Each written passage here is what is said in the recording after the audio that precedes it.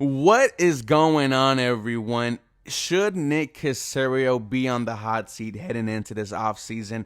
Look, we've had a conversation about every person's future except for Nick so far, right? We have come to a decision that Davis Mills is not the quarterback going into next season, and we need to either sign one in free agency or take one with our 2 first-round picks. We've also learned that Pep Hamilton is not a good offensive coordinator and should be fired. We've come to that conclusion. Now, Lovie Smith is a little questionable. However, the assumption is that we get rid of him at the end of the year. So now we got to look at the guy that brought all these people in, brought all these people together, and that's Nick Caserio. Now, Nick Caserio himself, when he got hired here, it was a whole fiasco. He was Jack Easterby. This was the guy that, it was controversy as soon as he stepped inside the building.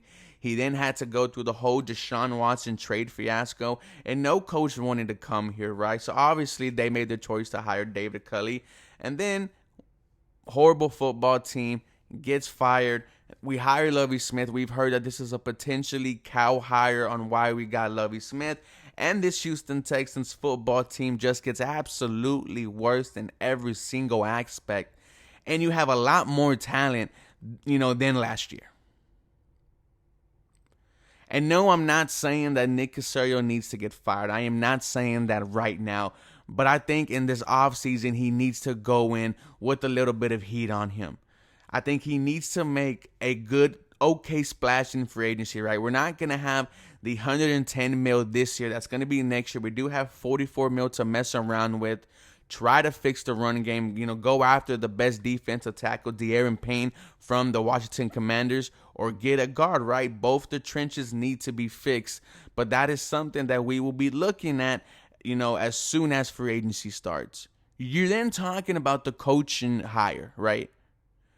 Go after the best candidate. I don't want to no longer see a guy who you might have to take a chance on, right?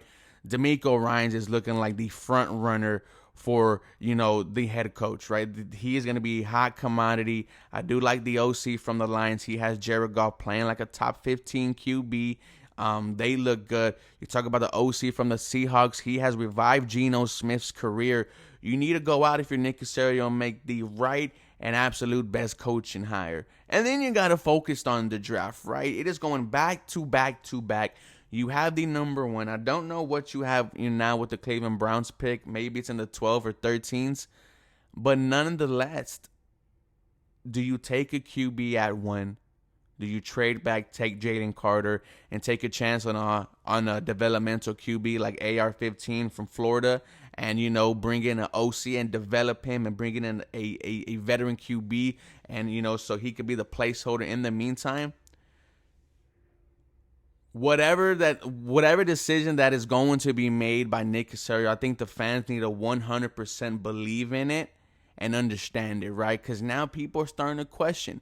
This is the worst Houston Texans football team ever. This is the worst coach Houston Texans football team ever. The people who you have brought in, right, the character and culture guys either suck or have quit about you. I've already mentioned their names: Cooks, Hill, Burkhead, Justin Britt, all these guys. You brought back these quote-unquote guys to help build the culture, and I'm sorry, I'm not listening to a loser.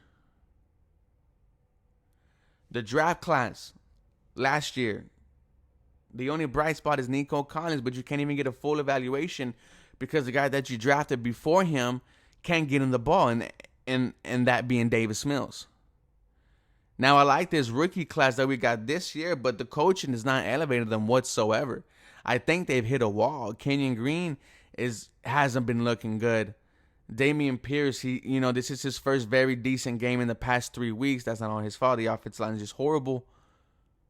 Jalen Petrie, after being moved to free safety, is playing better in the past couple weeks. Had an interception yesterday. But we're seeing no elevation from this young core. No leadership and no play from these veterans that we brought back and overpaid for. And you got to look at Nick and start asking the question, should he be on the hot seat? You guys let me know. As always, go Texans. You have a very blessed day.